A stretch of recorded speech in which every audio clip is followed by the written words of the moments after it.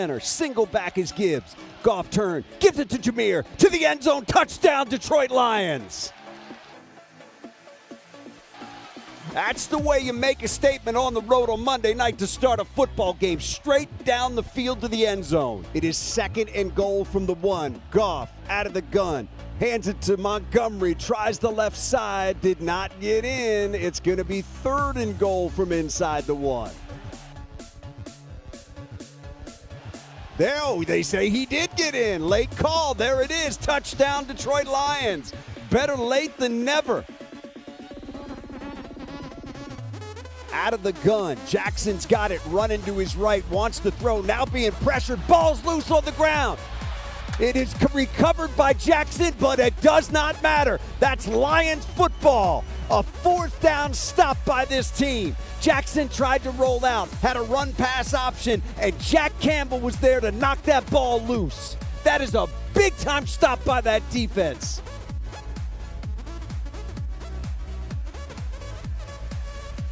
Lions show 4 across the front.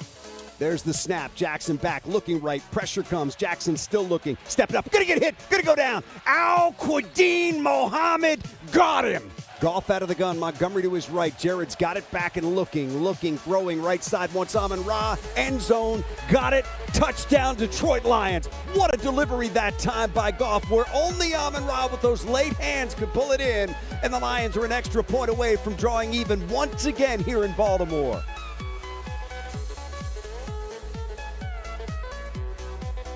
Jackson fakes the give to Henry, wants to throw, steps up, gonna get hit, gonna get spun down again. That's another sack by that Lions defense. That is Al-Quadin Mohammed for the 2nd time tonight. 96, that is big, man.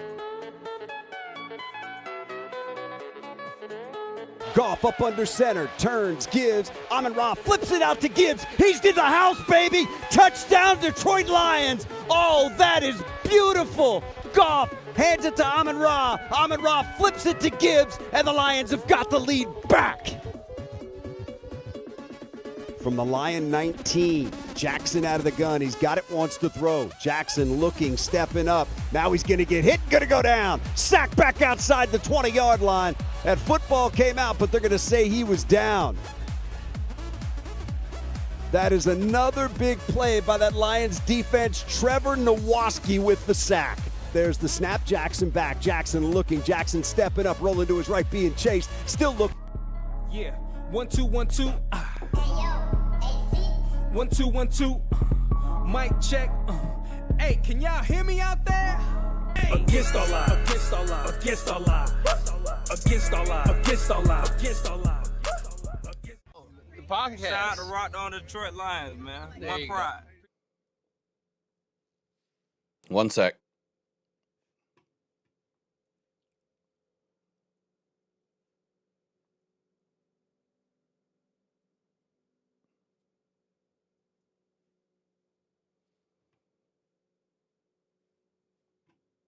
Eric, just double check your audio real quick. Will do. All right. All right, here we go. Yeah. 1 2 1 2. 1 2 1 2. Mic check. Hey, can y'all hear me out there? Hey. Against all odds. Against all odds. Against all odds. Against all odds. Against all odds. Against all odds. The podcast. Shout out to Rockhound Detroit Lions, man. There My you go. pride. Rise and Grind Morning Show is the best podcast in the world. Amik Robinson. All right. Good morning, everyone. It's a great morning to be a Detroit Lions fan, and I know that you're here just to hear all about your Lions news, right? Well, welcome in. It's another episode of the Rise and Grind Morning Show.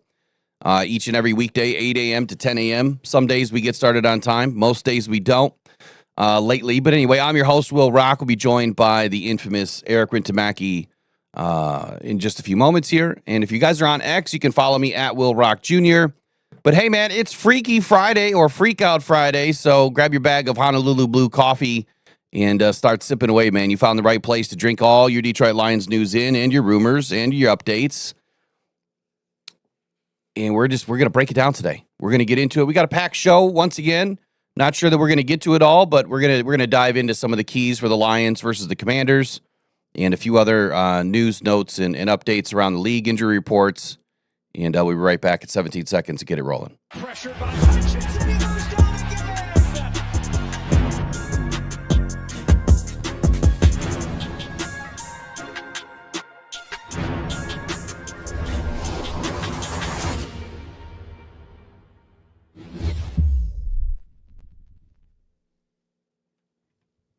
All right. Good morning, Eric. How's it going? Fantastic. It's been 3 years since I've been in a bad mood for 2 weeks in a row. And I don't plan on it happening this week either. And the Detroit Lions are going to help me not be in a bad mood next week. So that's my take for this morning to get us started. All right. Well, my take is I'm so sick of technology. I am so sick of it. Like, Yeah. man, I get everything rolling right. If I just don't know why it doesn't stay. So I had to fix a lot of stuff again this morning, everybody. It's just, I don't get it. I don't know why it doesn't stick. Maybe it's just me, but maybe it's Maybelline. I don't know. All right, let's get into it, man. The playbook for the day. We're gonna run into NFL insights, or at least the game insights today, and kind of talk about X's and O's. What do we think's going to happen? Who's lining up where? Injury reports. We're going to bring in a couple of players that had media sessions over the week. We're going to retouch on John Morton. So there's something that I forgot to share last night that Eric brought to my attention this morning. And we'll probably just start with that because that should still be fresh in people's minds last night. I went kind of deep into John Morton. We watched his press conference again last night, and I was all but turned off by what he was saying. He looked nervous. He didn't come off like he had a good plan. He didn't have a bunch of energy, which he never really does. I mean, he's not a high energy guy. But what I didn't hear, Eric, that really it turned me off, was he didn't own anything. He didn't come in and say, I did this wrong, or I could have put the guys in a better situation. And when asked about, how can you protect the offensive line when you've got new players, young players and or new and young rookies, how can you help the offensive line play better? How can you protect them? How can you protect JG? And his answer was, well, we've kind of been doing that. Really? Because Jared was on his back 5 times, and he was under duress about another 12 in that game this past weekend. So how were you doing that? You weren't doing that. You failed. And if you're not going to protect JG and not run the football, it's kind of hard to win football games. So I was not impressed at all by his press conference last night. I'm not going to go into this big, long thing, but there's something that should stick out to everybody. He said communication was fine. Eric, what did Dan Campbell say? Dan Campbell said the exact opposite, that they were having communication issues, and that's why they did not pick up these blitzes and the delayed crosser blitzes. And that is the exact opposite of what John Morton said later in the week. And to me, it made no sense. And then last night, I started digging into the Commanders game and what the Commanders are doing. Hold on one sec. I want to touch on that briefly. Sure. Just briefly. So what do you have Dan's exact quote? No, I don't. Okay, so it was post game, right? It was right after the game. So it's right after the Vikings game. And Dan said that communication was not great. They're still struggling with some communication issues. I don't have the exact quote either. Yeah. But how can your coach say that on a Sunday night, and then on a Thursday or a Wednesday, whatever, you say the exact opposite? The communication has been great since the Packers game. That tells me that the two coaches aren't on the same level. They're not communicating. That's what it's telling me. Either that or you just directly went against your head coach. Is that I mean, do you think that at all? Do you think that he did that on purpose, or do you think he's just throwing spaghetti against the wall? What do you think? listen, John Morton, there's two things about him that has frustrated the hell out of me this year. The first one, all those trips into the red zone, and out of all of them in the first 4 or 5 games, only one pass went across the line of scrimmage and into the end zone. Only one pass, and that was a pass from Jared Goff to Isaac Tesla in the back corner of the end zone for a one-handed touchdown against the Green Bay Packers. And then for weeks, we got into the end zone into the red zone so many times, and he never threw the ball into the red zone. Drove me absolutely insane. And then in this last game, what was up with all of these passes behind the line of scrimmage and trying to run behind the left side of the line? It was driving me insane. I was thinking, why doesn't John Morton say, Goff, you call the next play, call whatever you want. You take this one. Let him decide where this ball is going to go, because Jared Goff is amazing at beating the blitz. Mm-hmm. He was if he knows there's a zero blitz coming, oh man, he's going to hit his hot read, Amon Ra or J-Mo or Laporta, whoever it is, across the middle. See ya.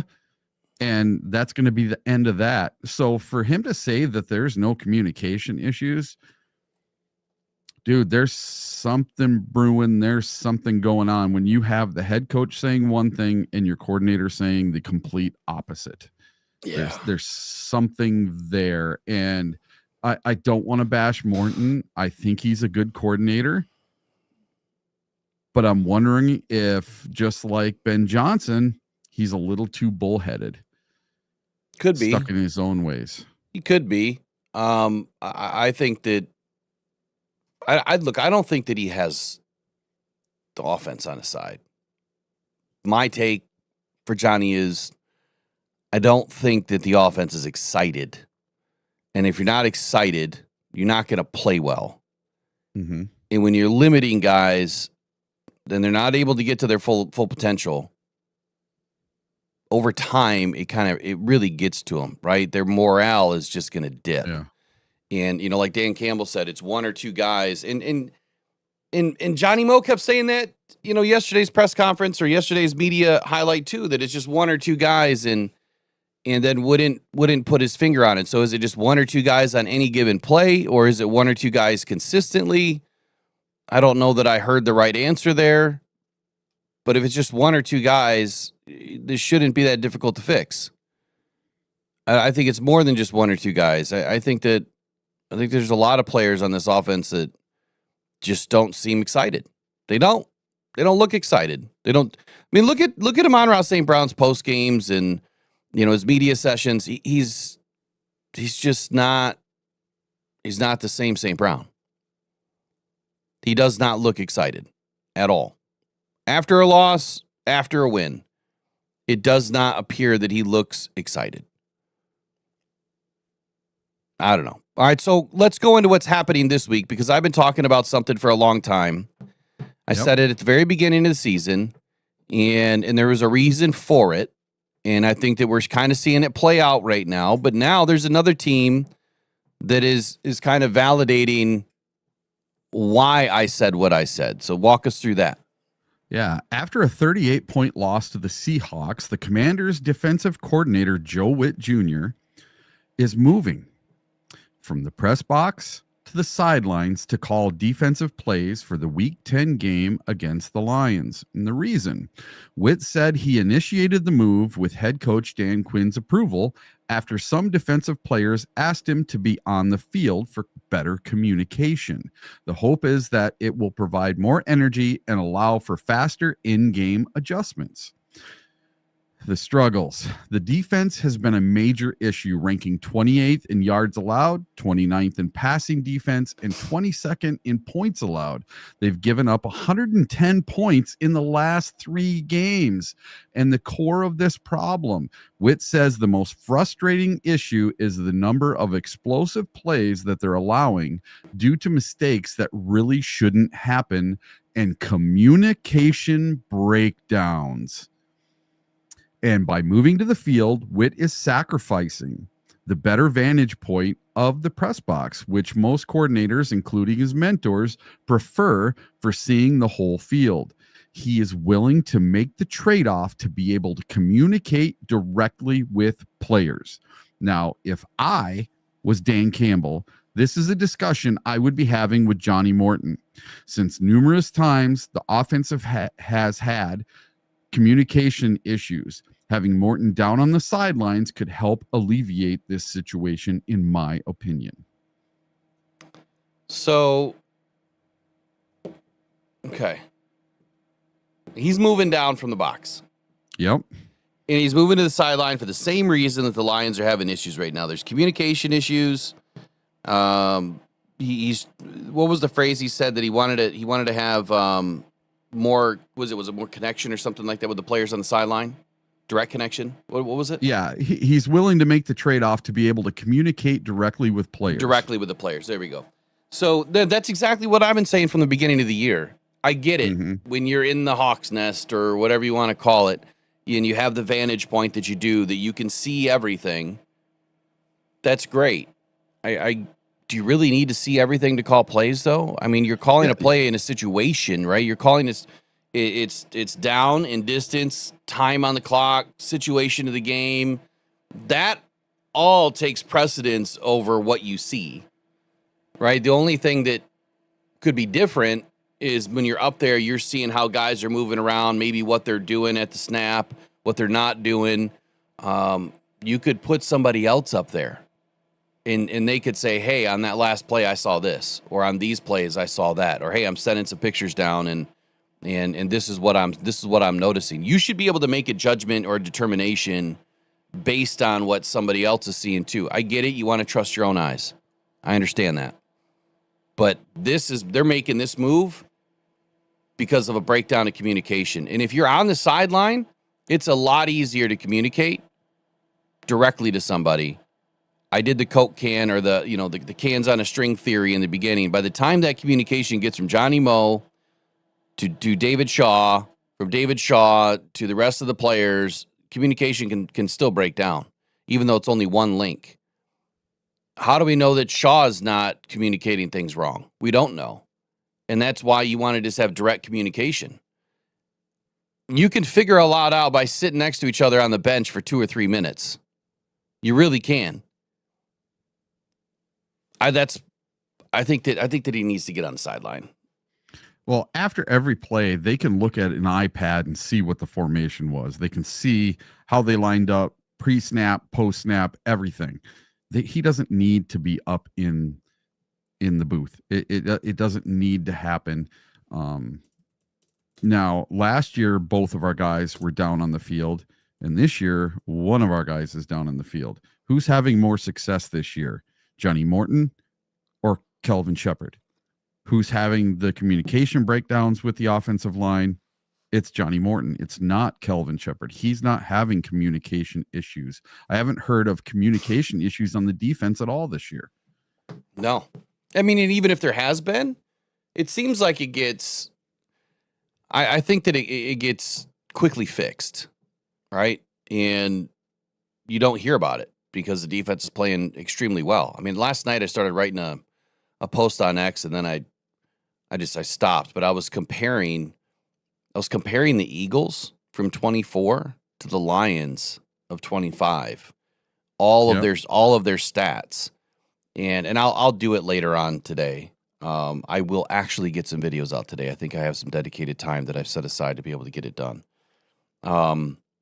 But I was comparing them and looking at them, I was like, there's no way that you can say, if you wanted the Lions to look like the Eagles of last year, if you wanted the Lions to perform like the Eagles did last year, like we're there in most of the metrics and analytics. We are there in most of the stat lines and the rankings. There's a couple of things that we're not doing as good as what they were doing, but we're doing better in other areas that they were not. So where they were ranked, just going by memory, second in pass defense or, first or second against the run. They were like 17th, 18th, something like that in sacks. We're doing just as good, if not better, in a lot of those areas. Past defense, I mean, I think we're like 12th or 8th or something like that. Again, my memory, I slept. So I'm going to highlight it later today because it's interesting. That was end of season. All right, that was end of season for the Eagles. This is mid-season for the Lions. I couldn't figure out how to go back to mid-season for the Eagles to find those mid-season rankings. I just have to dig a little bit deeper. But I thought it was a good comparison, good one-for-one comparison to kind of weigh, where the Lions are. Because a lot of fans were like, yeah, see the Eagles? Like, the Eagles have this and that, and they're winning. Okay. The Lions do too. They're doing great. Just got to give them a little bit of time. So where do you want to head next? Oh, let's see. Well, let's go to something a little more fun, okay? Something a little more lighthearted. The Detroit Lions have made an announcement, and it came out last night. The Detroit Lions are going to be wearing all white on Thursday, December 4th at Ford Field against the Dallas Cowboys. This will be the first time, I think, ever in my lifetime that the Lions are wearing white at home.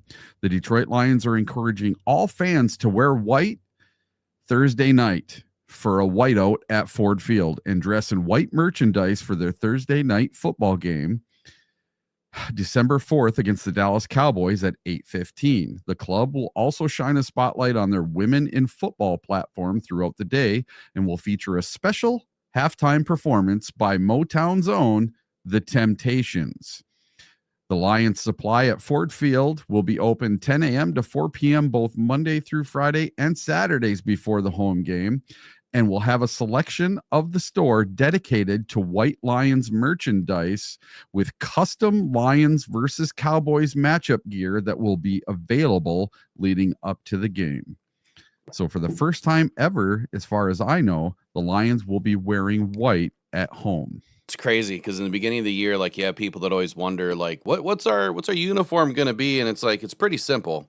Away, white, home, blue. Jersey. Yep. Pants I don't care about, but just jersey. Yeah, and then you get the black. And then you get the black now, in certain games. And so now they're going all white. I've never seen an all white game. And what's kind of funny is a couple of times I've put tweets out and I've connected with, the Lions PR, and I said, when are we going to do another out game? Like we did the orange out game. When are we going to do another game like that? And they're doing it. I think it's cool, man. They're doing it again. So my only problem is I hate wearing white. Yeah. Because I get it dirty. My only problem is this. Are we copying both the Vikings and the Packers? Because the Vikings and Packers last year had whiteout games. And the matchup of the Detroit Lions at the Vikings this year is the Vikings whiteout game. The Vikings are wearing white. I don't think we're copying. I think this is an NFL mandate, meaning that this is something that they're trying to push to sell more apparel. Obviously, it's NFL line, I think that's what it is. That's why I wore my white salute to service sweatshirt today over my jersey. And that's exactly why I wore it today. It was because the Lions are going to be wearing white against Dallas. And you know what I did? I bought 2 cowboy hats that have the Lions logo on them from Fanatics or one of them. And I bought the blue one and I bought the black one. I did not buy the white one because I thought there was no chance that we're going to be wearing white. Well, now I have to go buy the white one. So I have a white one to wear with my white jersey. I never saw these cowboy hats. Where are these at? Foco, I think. Oh, Foco. Yeah, I never go. I never visit Foco after they screwed me on bobbleheads. Yeah, but I just got the black one yesterday, and it took 2.5, 3 months to get here. I ordered it in the preseason. That's why I quit going to Foco. I ordered $1,000 worth of bobbleheads to give away, and they never showed up. Yeah. But it was like December of last year. I'm like, hello, I was supposed to have these in October. I'm trying to do some special giveaways. You're screwing me. And I said, you know what? Just return my money. And they did. I was surprised they did, but they did. I'm not saying don't shop at Foco. They got some good stuff over there, but I'll never do a pre-order again. All right, so I'm going to get into a few stats and analytics here to kind of get my side of the sheet rolling. First, I want to start with the Detroit Lions opponent, man versus zone coverage. So the Washington Commanders run man 30.1% of the time and zone 61.9% of the time. They rank 8th against man when they're in man and 26th in zone when they're in zone. Now, when we line up our players against this outfit of the Washington Commanders, what are we going to see? Who should have a really good game? And I'm going to tell you right now, it's always Amon-Ra St. Brown. Anytime a team runs zone, assuming that John Morton gets his head out of his ass, Amon-Ra St. Brown should be able to run up into that 12-yard route tree and do some hook-ins, do some crossers, and he's going to sit down. He's going to catch his spot every day. He'll find his landmark, he'll catch his spot, and he'll have 8, 9 catches in the game. That's what he does against heavy zone teams. If it doesn't happen in this game, I'm going to be furious. But Amon-Ra St. Brown, 35.4% of the time against man, he's targeted. And 26.2% of the time against zone, he's targeted, which are the 2 highest target rates on the team. It's by design, but it's also because he's our best receiver, right? Jameson Williams, he's pretty even against man versus zone, at least this year. 15.9% target rate against man and 12.8 target percent against zone. Look, he just has to get going, and they need to feed him the ball. Isaac TeSlaa, he does great against man, and this is the thing that I don't get. I don't understand it. Isaac TeSlaa is a man beater, is what I call it, just like Amon-Ra St. Brown is. You need to feed him the ball against man. He's too big. He boxes out. He's fast. He's strong. He's great at contested catches. Clearly, he can make, the thrilling one-hand grabs.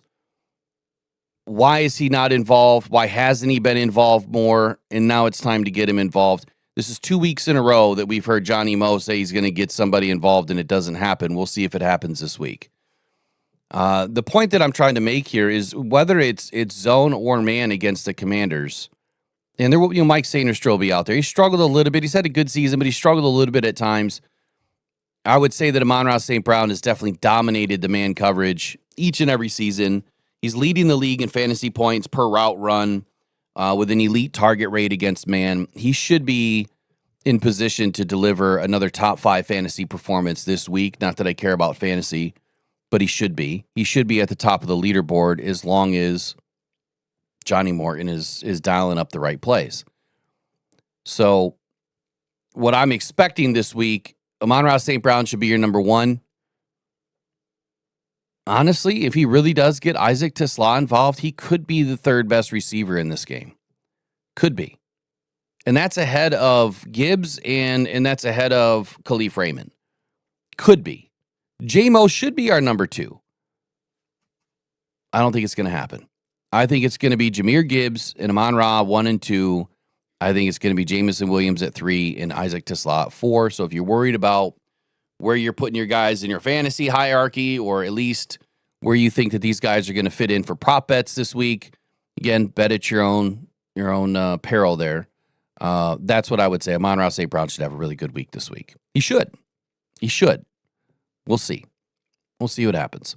He averages, in over 39 receptions against zone. He's averaging about 11 yards a catch. And then against man, he's averaging about the same, about 11 yards a catch. So he's equally as dangerous, but he really does good in man. He really does. On the flip side, though, if we were going to take a look at the Washington Commanders, where is it? We have Marcus Mariota going up this week, yeah? Yes. And he's not someone that you don't have to worry about. No. And listen, the Commanders already before with Jaden Daniels had the 26th ranked passing offense in the league at 189.6 yards per game and only 12 touchdowns through the air on the season. Who was that? That's the Commanders. Very, very not very good through the air. If we stop their run game, that should basically be the key to the game, is stopping their run game. They're not doing much through the air. And then with Terry McLaurin probably not playing in this game, and your Jaden Daniels is not out there, I don't think we have to worry about Marcus Mariota running all over the Lions this weekend. I don't think we need to put a spy on him like we should have done last week. I think you still need to worry about him. Personally, he's a big quarterback. He can move. And but I would rather lock down the secondary, give him no place to pass, let him get his 5-6 yards every now and then. I'm fine with that. The thing is, though, is they're while they're down, they're 1-2. The Washington Commanders are down, they're 1-2. 1 and 2 wide receivers. Yeah, they're down both. So I'm less concerned. So Terry McLaurin won't play. No, he won't play. They have Debo. That's it. Yeah, they have Debo. Their other receiver, where is he? I think he's already out for the year. I don't know. I'll come back to that in a moment. Anyway, so Washington Commanders insights. When you take a look at what the Lions are doing, we are in man coverage 35.2% of the time. It's just fourth highest in the league. And we're in zone coverage at 57.3% of the time, which is the 30th ranked in the league. When you take a look at who they have available, so Terry McLaurin will be out, but he was targeted 24.2% of the time against man. Deebo Samuel was their highest target rate, 27.4% against man. He only has 11 receptions for 115 yards on the season. He runs 62 routes against man, so he's going to be their primary guy. But it was Luke McCaffrey. He's out too. Yep. The last I looked. So that's their top two outside of Deebo Samuel. That's their top two receivers. They still have Chris Moore, Robbie Chosen, Noah Brown, Tay Martin, Jalen Lane, Ja'Cory Brooks. I mean, some no names and some guys that are average. The only thing that I see that the Lions should be doing differently in this game is probably running a little bit more man. I mean, than we normally do, because they're not the best against man. And if our guys can actually stay sticky in this game, I think that's going to be advantage Lions. Against zone, they're much better against zone. So Deebo Samuel has 163 routes run against zone, 31 receptions, 252 yards, highest target rate, 22.7%. And Luke's out. I'm not even worried about him. Terry McLaurin's out. But those were the next two highest for the Washington Commanders. So they're coming into this game, limping. They've got one viable receiver threat, and they have a couple of no names. I'm less concerned about their offense. I am more concerned about their defense. The thing that the Lions need to do is, look, if you're going to sit back in man, great. Better work. Because, and like I said, I think they should run a little bit more man, but it better work. I think no matter what you run at them this weekend, whether it's 50-50 man versus zone or 75-25, I don't care. You still have to take away Deebo. You have to take away his ability, and that requires a bracket. But are they really going to waste a bracket in a game where they really don't have a second or a true number 2 or even a true number 3 on the field? I don't know. I don't know if they'd waste a bracket. Probably won't. But the Lions have played man coverage at a top 5 rate this season. They rank above average in most man coverage metrics, including a top 10 mark in the first down plus touchdown rate allowed. That's first down plus touchdown rate allowed at 37.9%. Deebo Samuel ranks inside the top 12 in fantasy points per route run against man coverage and is the lone Commanders wide receiver worth starting in a difficult matchup this weekend if you're concerned about fantasy. The whole point that I'm going to make here is Deebo's the only wide receiver worth mentioning right now for the Commanders, but the Lions still got to show up. Like, this game is not won, right? They still got to play all 4 quarters. What are your biggest concerns about the Lions playing man or zone this weekend? Any? Not really any. I think that Kelvin Shepherd will adjust So if they're getting beat by man, they're going to switch it up to zone. If they're getting beat by zone, they're going to switch it up to man. If they're running all over them, they're going to stack the box. If Debo is getting loose on every play, well, they're going to put another guy on him. If Mariota is running all over us, well, then we're going to put a spy on him. At least I hope that's the plan, is that they will adjust during the game and not wait until after the game.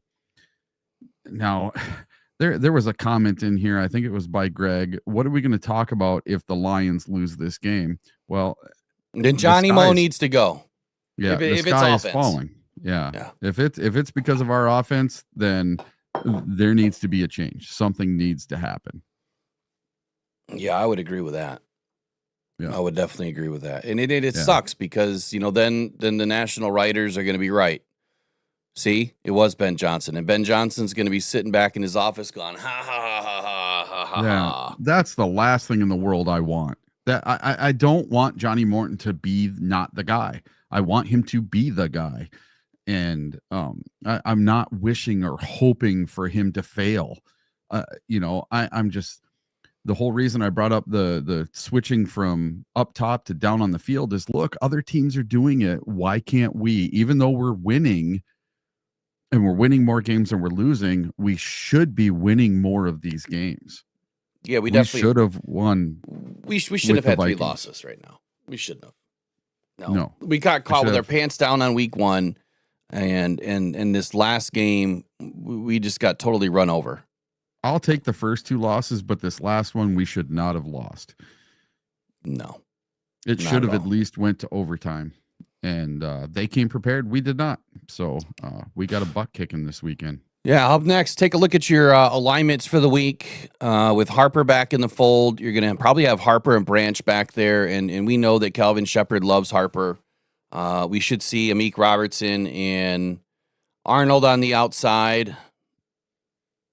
I know it's kind of tough to see, probably, but I really can't go back and forth with it.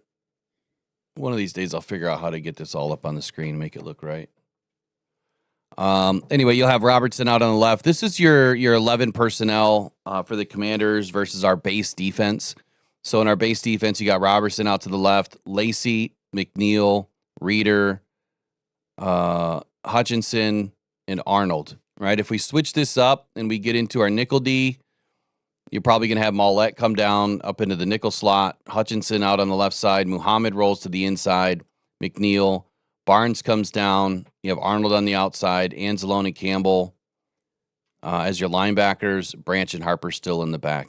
When I look at this defense and you look around and you look at these grades, even though I don't care about the PFF grades, the one that sticks out to me the most is this guy right here, Jack Campbell. 88.2. He's the 3rd ranked linebacker in the league.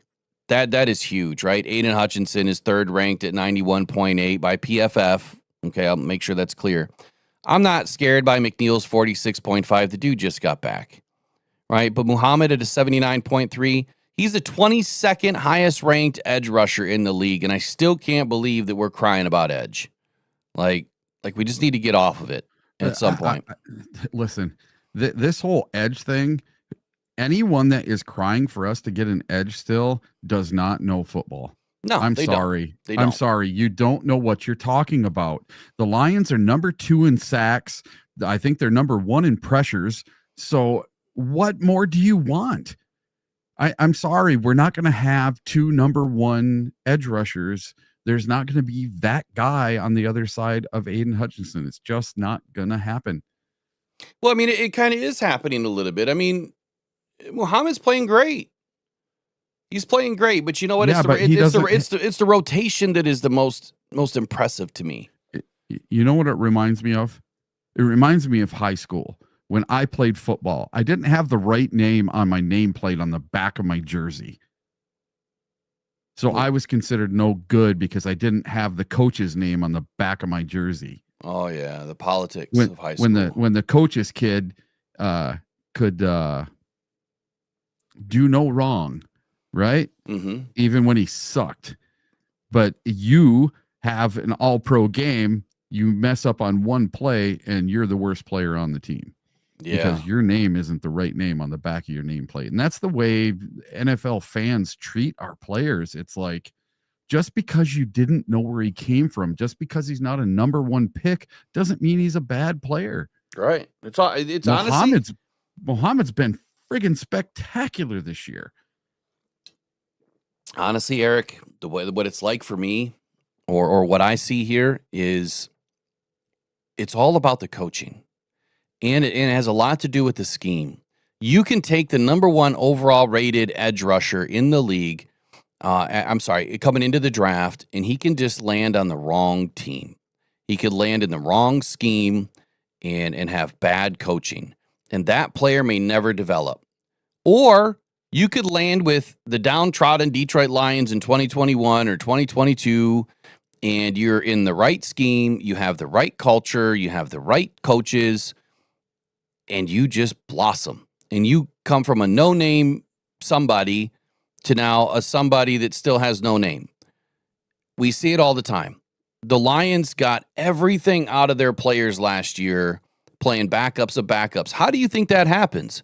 That didn't happen by mistake. It didn't just happen because of luck. It happened because the coaches are really good at what they do. They paid attention to the scheme, put the right scheme in, but it was the culture. It was bringing the right guys in from the beginning. And if you didn't have the right guys that believed in you, I know people don't give this enough credit, but it's a valid fact. If you listen to what the players say, just listen more often to how many times they say, we are believing in the coaches. We believe in what the coaches are telling us. Or Dan Campbell saying, the players are buying in. They're really believing in what we're telling them. That is probably one of the hardest things to do as a coach, is to get a player to believe you, to get a player to trust you.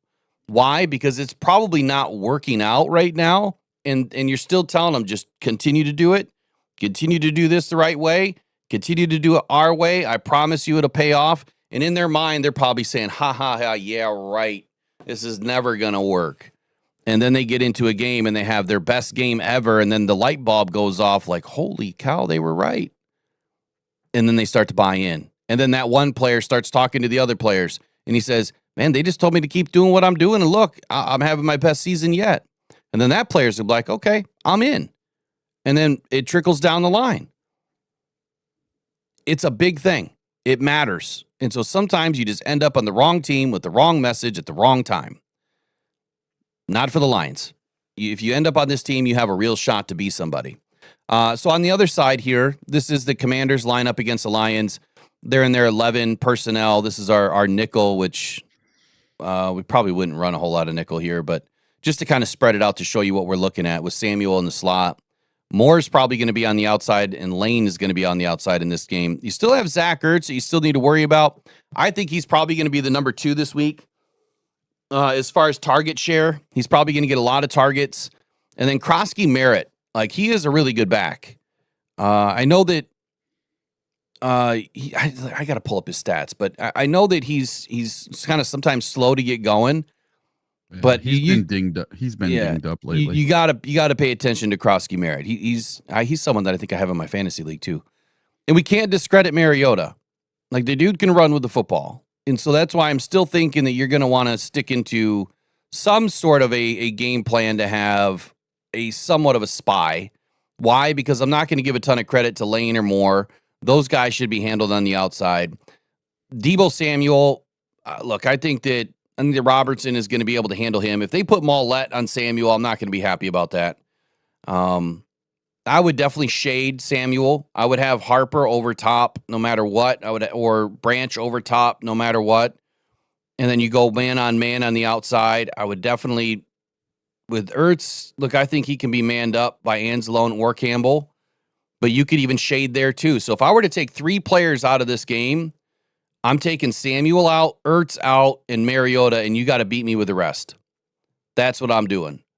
I'm shading Samuel and Ertz, and obviously you get after the run game, but you got to take Mariota out. You cannot let him extend plays at all, period. Can't do it. Won't happen. Shouldn't happen. And I expect Calvin Shepard to take care of that this weekend. I really do. This should not be a game that we lose because of defense. It shouldn't. And I'm not saying that we're going to get a ton of sacks or anything like that or a ton of TFLs, but I think the possibility is there. I think it's there. But then again, we always have that argument. Well, the Lions don't have the most sacks or this or that when they used to, or they didn't. It's because of scheme sometimes. Like you have to realize that not every time these guys are going after the quarterback. They have other jobs to do. They have other assignments to do. Let's jump into the injury report real quick. Sure. So, you tell me if mine's different, because I have mine pulled up in a different way. Obviously, Christian Mahogany is out with a broken bone in his leg. Kirby Joseph is questionable. He has not practiced all week. Probably going to miss another game.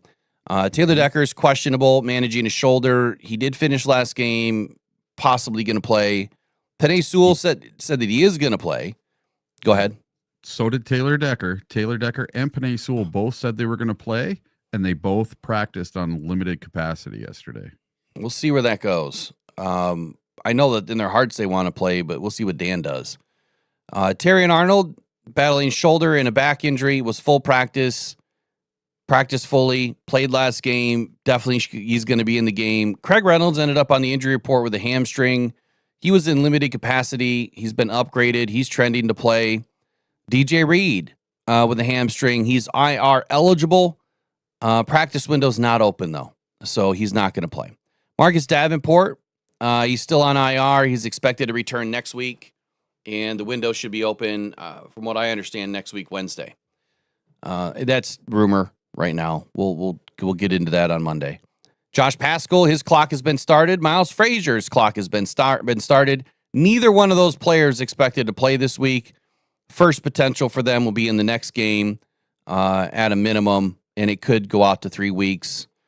There was another player that we brought up, and I think that was it Kingsley Egwukun?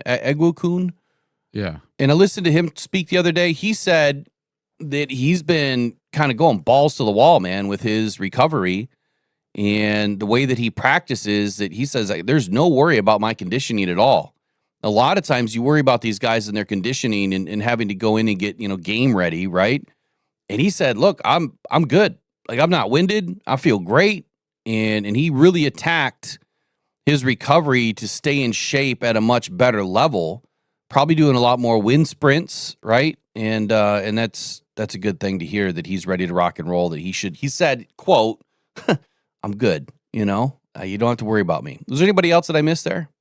Dan Skipper, he also went from no practice Wednesday to limited yesterday. Uh-oh. What's going on there? I missed that one. Yep. What do you go to limited for? What's the injury? Well, he was no practice at all on Wednesday. And I'm sorry. I misheard you. Thursday, he was limited. I got you. So he did practice yesterday. He's trending up. Yep. There we go. So all three of our offensive linemen, Taylor Decker, Penei Sewell, and Dan Skipper, they're all looking better than it was earlier in the week when they did not practice. Maybe it wasn't Kingsley. I'm sorry. I think it was Frazier. And then for the Washington Commanders, let's see if anybody changed. So Krosky Merritt went from limited practice on Wednesday to full practice on Thursday. Jaden Daniels will not play. Eddie Goldman, their defensive tackle, went from limited practice to full practice. Quan Martin, their safety, went from did not practice to limited practice. Terry McLaurin did not practice once again. He will be out for this game. Jerzon Newton went from limited practice to full practice this week, as did Tyler Owens. He's expected to play, by the way, Jerzon Newton. And then Tyler Owens went from did not practice to limited practice. And he might see rotational duty this week. And this is the big one right here. Laramie Tunsil, their tackle, he went from did not practice on Wednesday to a full participant on Thursday. Bobby Wagner's been full all week, and Colson Yankoff has been limited practice all week. And that's your injury report for the Washington Commanders.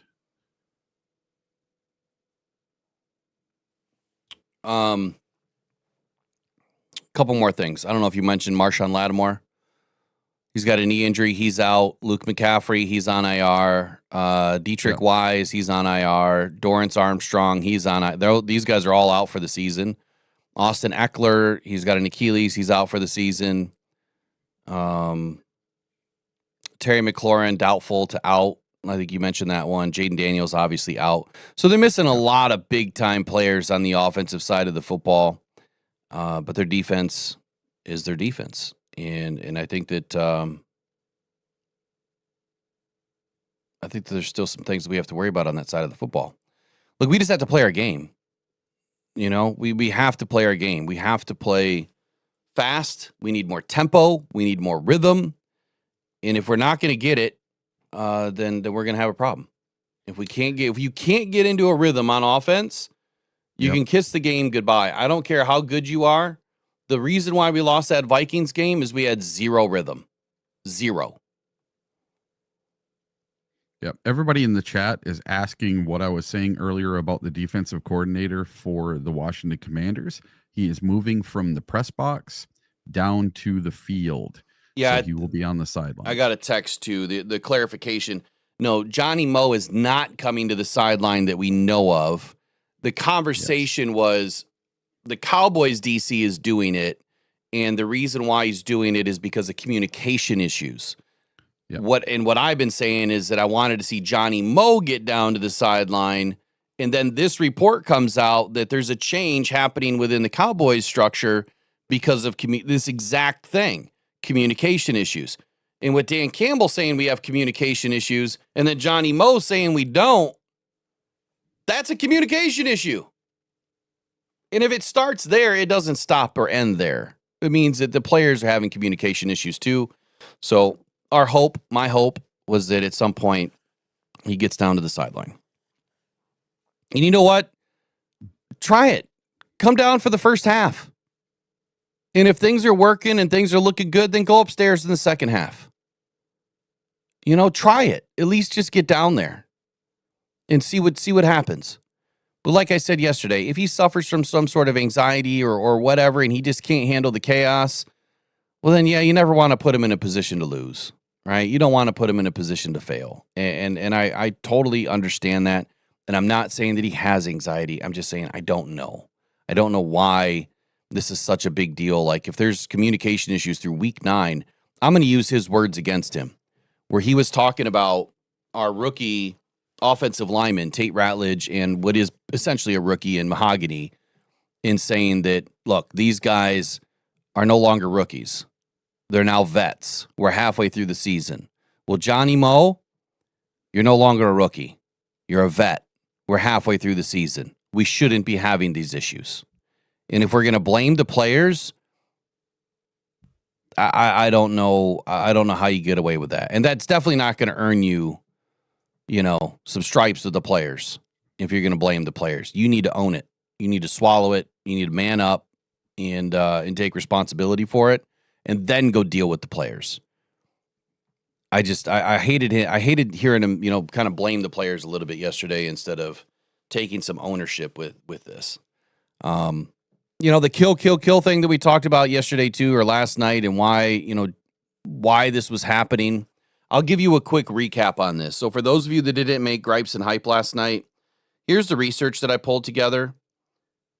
And hold on.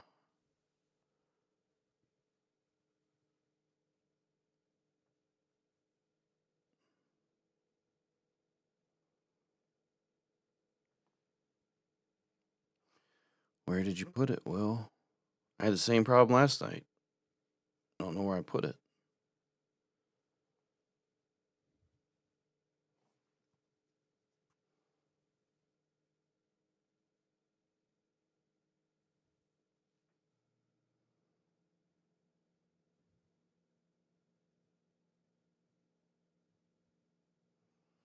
Okay, I'll come back to that. I'm gonna have to find it.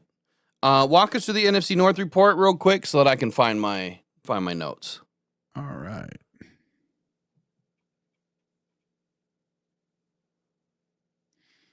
All right. To start us off, the Minnesota Vikings.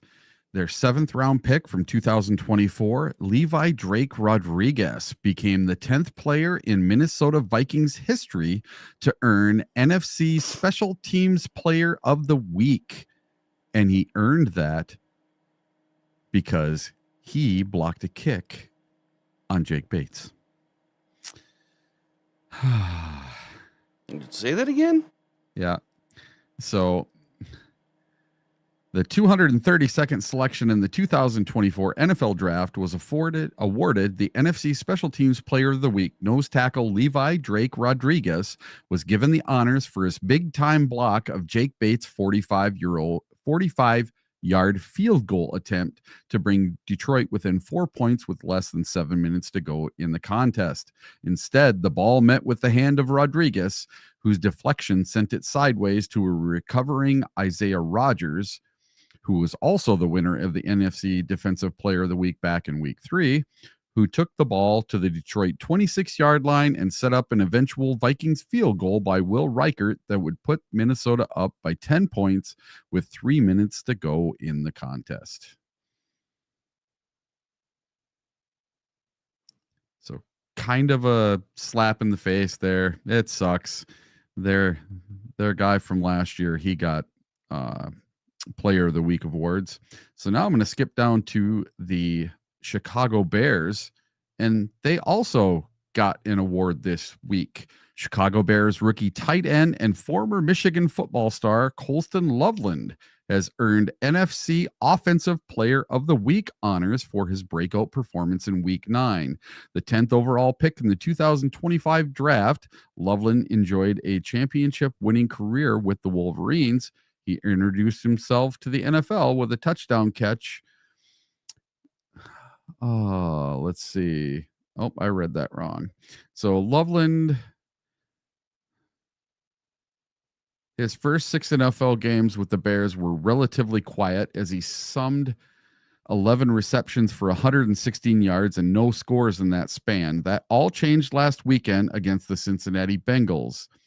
Loveland recorded career highs with 6 receptions, 118 yards, and 2 touchdowns, the first 2 of his career in Chicago's 47-42 win in Cincinnati.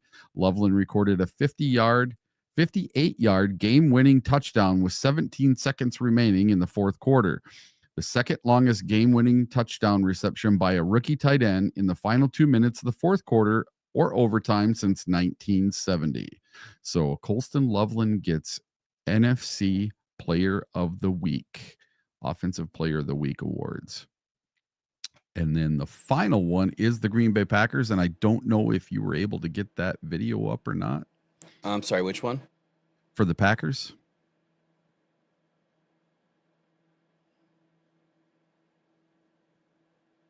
So with or without a video. Yeah, hold on. Okay. We're going to get into the Green Bay Packers and what Romeo Doubs had to say after Tucker Kraft had an ACL injury. And it's quite the thing that he said. I just got to move it real quick.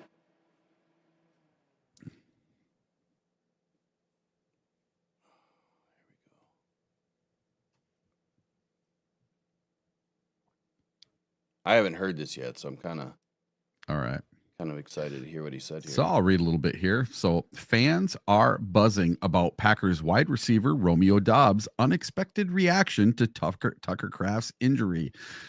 The Green Bay Packers wide receiver issued a wild remark about tight end Tucker Kraft after his season-ending ACL injury. So let's take a listen to what he had to say. Wouldn't wish that, just on, one of our captains or even just your worst enemy. I don't wish that on any man. And, Tucker is in a better place. But again, you just gotta. Next question, please. So Tucker Kraft is in a better place. That, we're going to rerun that real quick. One of our captains or even just your worst enemy. I don't wish that on any man. And, Tucker is in in a better place. But again, you just gotta. Next question, please.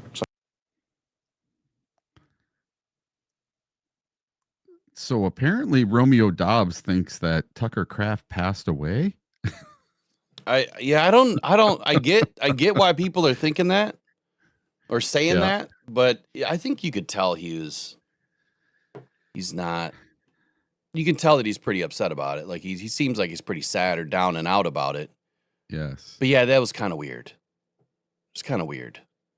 I don't know. Maybe he couldn't think straight. Maybe the emotions are too high. I don't know. But go ahead and finish what you were going to say about it. Yeah. So a lot of Packer fans got online and they made a bunch of funny memes about this. So one says, "To my friend Tucker Kraft, rest now, brother. We have the watch, and I'll see you in Valhalla." Oh my God. And the next one says, "They took him out back and shot him like a horse." And then Romeo trolling. If you watch any of our social media videos with him, he's always goofing and sarcastic. Okay. I like imagining Tucker Kraft standing in a leg brace with crutches, 2 to 3 lockers from Romeo Dobbs while this interview occurred. Yeah. So I just thought that was a very strange thing for a teammate to say about another teammate.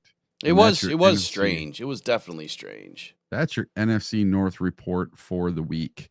And now I'd like to address one quick thing out of the chat. Someone said, if we lose this next game, our season's over. We need to start looking at draft picks. And I totally disagree with that. If we were to lose this game, we would be at 5-4. Well, guess what the Chiefs record is right now? 5-4. Does anyone believe that the Chiefs will not make the playoffs this year? Most people would say they will make the playoffs. So to say that our season would be over from one more loss, I don't agree with that at all. I had us at 13-4. So it just means we would have to go on one heck of a win streak to finish out the season. I mean, okay. The difference is the Chiefs are going to get help from the Zebras. Oh, yes. The Lions will not.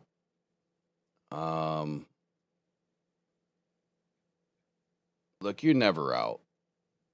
The way that this season is going, and I understand, I respect your statement, whoever it was. I get it. I hear you. But I'll say this. We don't know where this season is going for anybody. When you look around the league, I don't have the NFL standings in front of me, but I'm pretty sure there's only like 2 teams that maybe only have 1 loss.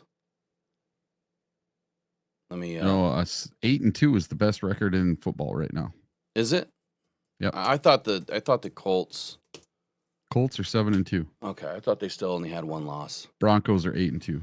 So they have the best it's 7-2 for the Patriots, 6-2 for the Bills, 7-2 for the Colts, 8-2 for the Broncos. On the national side, nobody has 7 wins. The best records are 6-2. Yep. I am not concerned at all if we drop to 5-4, because if you're going to tell me that all the rest of these teams are going to have 4 or less losses, that's unlikely. So right now the Cowboys are 3-5. So that means they have 1 loss more than us. So we'd still be ahead of them. The Panthers are 5-4. So we'd be tied with them as far as, wins, losses. The Rams would be ahead of us, and the 49ers would be ahead of us. So you have 1, 2, 3, 4, 5 teams that would be ahead of us if they all win this weekend. They'd still be ahead of us if they lose this weekend. That means that we just need to be better than a couple of teams, right? So even if we were to lose, so the Panthers, if they were to win, they would be better than us. Their record would be better, but we'd still be in the 7th seed. Yeah. And people are scared because the Packers and the Bears are so close. We're a half game behind the Packers. The Bears are tied with us, but we have the tiebreaker as of now. Mm-hmm. And the Minnesota Vikings are only 1 game behind us. The Vikings could win this weekend. The Bears could win this weekend. The Packers could win this weekend, and the Lions lose. Well, that puts us in 4th place. It does. But, at the end of the day, all we have to do is win the division. I don't care about any other team. All we have to do is win our division. And then if we don't win our division, we're more than likely going to be the 5th or the 7th seed. It is what it is. And yes, winning a Super Bowl from the 5th or the 7th seed is extremely rare. Rarer than rare, like less than 5% rare. So, yeah, it wouldn't put us into a good position. Didn't the Giants do it from the 6th seed? I think so. Yeah, we did all that last year. I'll have to go through. I'll have to go through and recap before it. there was I don't think a 7th seed has ever won it because they didn't have the 7th seed until 10 years ago? Something like that. Yeah. Something like that. All right, let me bring in my notes here.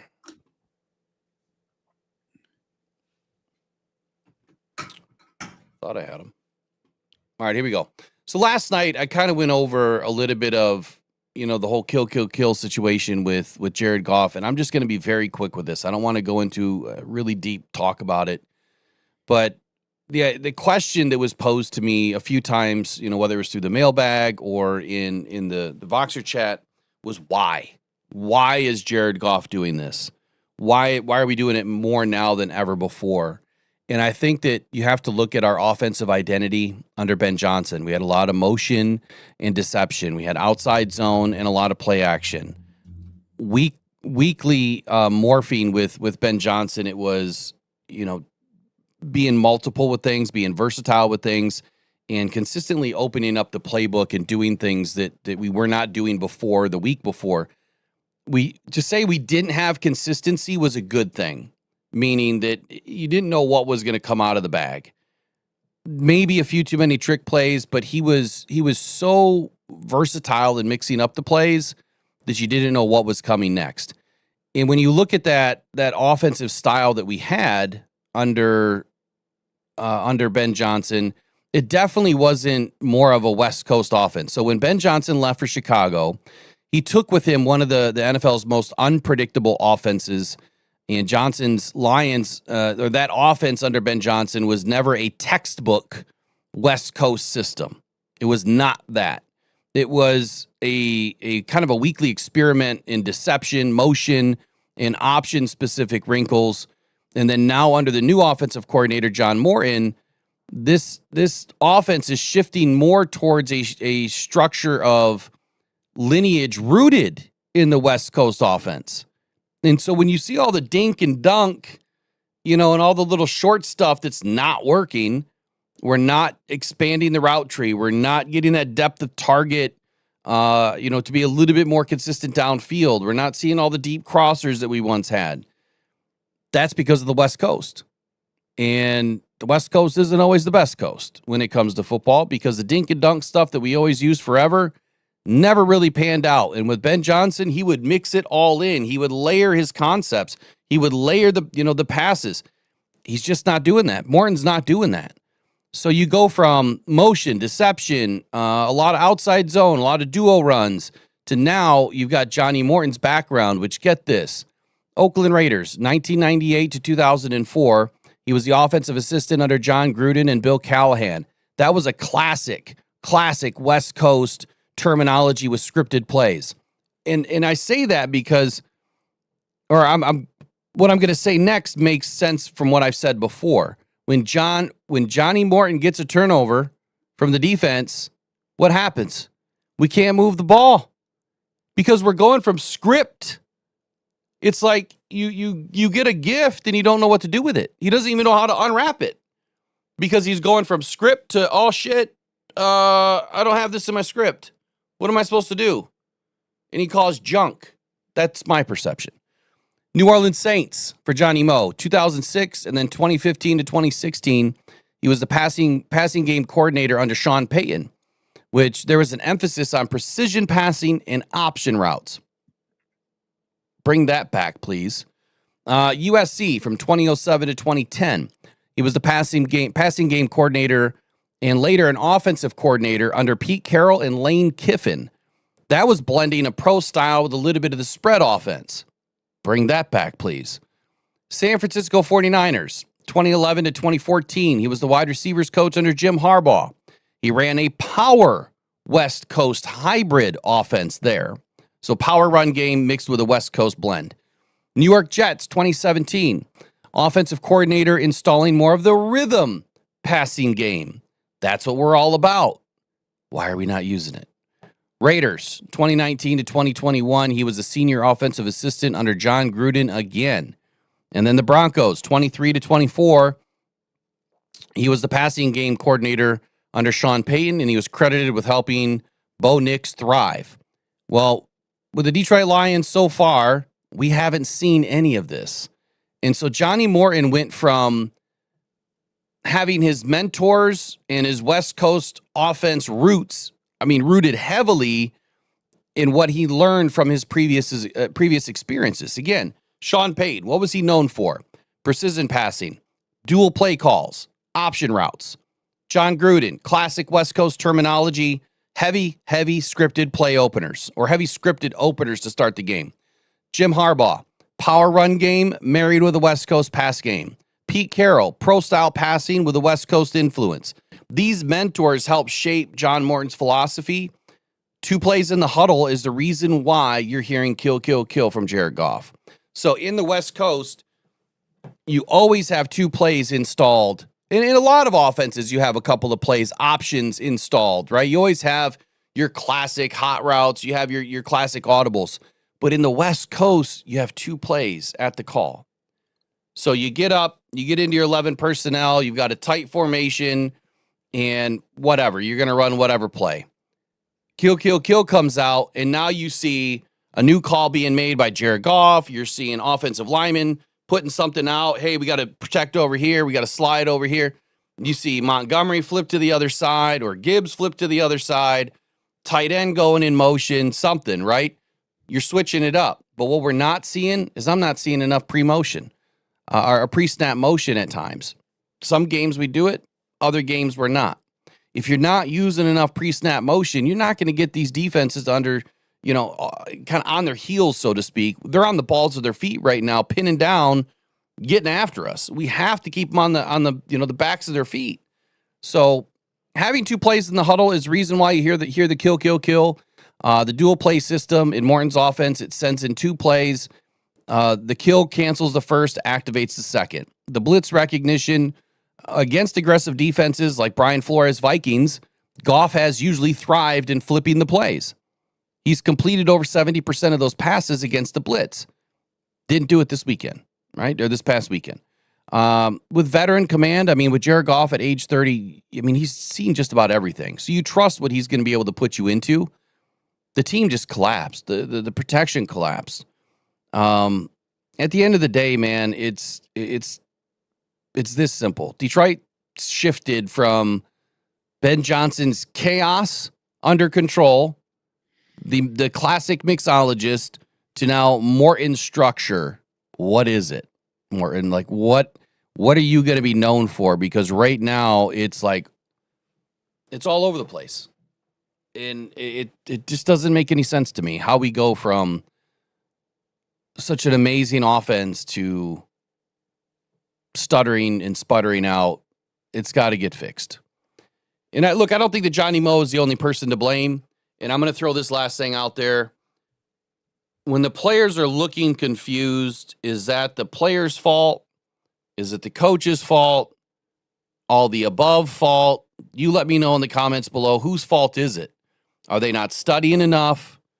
Are they not running, enough in practice? Who's to blame? When you install the new offense, clearly it's going to take some time, right? It's going to take some time. And I'm going to use Johnny Moe's words against him again. You're into week 10. You shouldn't need any more time. This stuff should have been figured out in training camp. So go into this game. I don't care if you have to wind it back and get a little bit more vanilla. You need to put the stuff in that the guys know and what the guys do well. Johnny Moe said that they weren't going to change hardly anything. That maybe trick plays were not going to be a big part of it. And he said that explosives were going to be a big part of it. Where's that? Let me know where it is, because I'll be the first person to sign up and say that I was wrong about Johnny Moe. But now he needs to prove us wrong.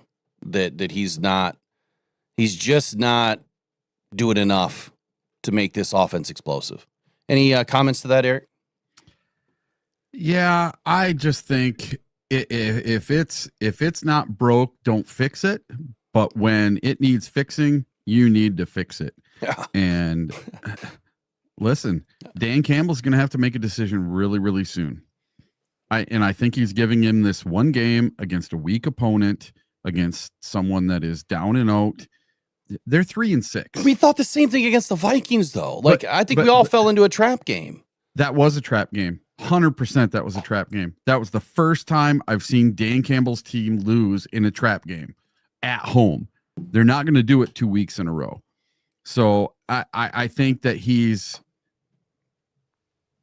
kind of on the hot seat with Dan Campbell right now, coming out with a different message than Dan.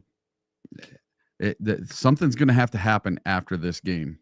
There's no ifs, ands, or buts. There's no way around it. I think it has to happen. Well, while Will is stepping away for a minute, I'm going to jump into Eric's Around the League in 60 seconds. Give you a little break here, Will. Just a snippet of yesterday's NFL news, and there's some interesting ones today. Former NFL star Antonio Brown has been arrested on an attempted murder charge stemming from a shooting May 16th after a celebrity boxing event in Miami, Florida, police confirmed Thursday.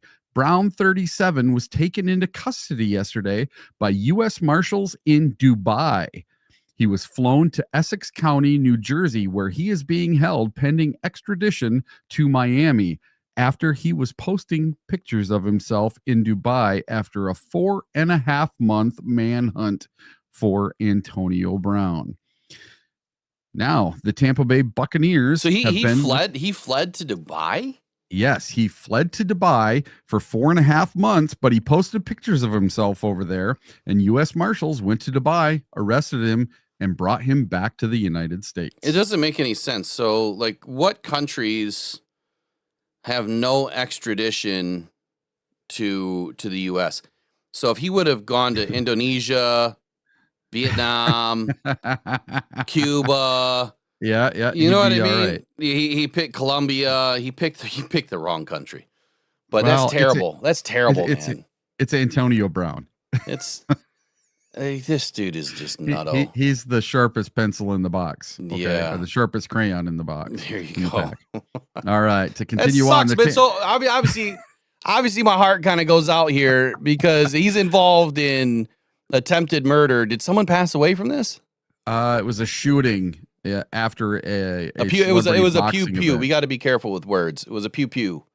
Yeah. Got to be careful with words. Yeah, it stemmed from a pew pew on May 16th after a celebrity boxing event in Miami, Florida. All right, what's next? All right, the Tampa Bay Buccaneers have been without two of their best offensive players, Chris Godwin and Bucky Irving, for the majority of the 2025 season, and it does not sound like the bye week was enough for either of them to get back to full strength, with Jeremy Fowler reporting one or both of them may be out until December.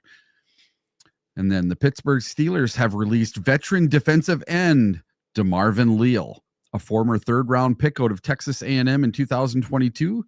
Leal played in a total of 31 games over the last 4 seasons for the Steelers. His most impactful season was 2023, when he played in 12 games and started 4 of them. He recorded 15 total tackles, 2 tackles for loss, 2 quarterback hits, and only 1 career sack. So, of course, the Detroit Lions should go after him, correct? Mm-hmm. Because he's a defensive edge player. And then the Houston Texans head coach DeMarco Ryans told reporters on Wednesday that C.J. Stroud is in the concussion protocol and will not play this week and will not be available versus the Jacksonville Jaguars. And then the Carolina Panthers held out running back Rico Dowdle from practice on Wednesday due to a quad injury. This comes after Dowdle ran for 130 yards and 2 touchdowns in the upset win over the Green Bay Packers. So his status is certainly worth monitoring, especially for fantasy football people. The Panthers will play the New Orleans Saints this Sunday, and that's Around the League in 60 seconds. Trace wanted me to compare offensive lines. I think I know what she's getting at here. For Johnny Moe, maybe having some difficulty because Ben Johnson had a better offensive line than what Johnny Moe has. And I'll say I agree and disagree.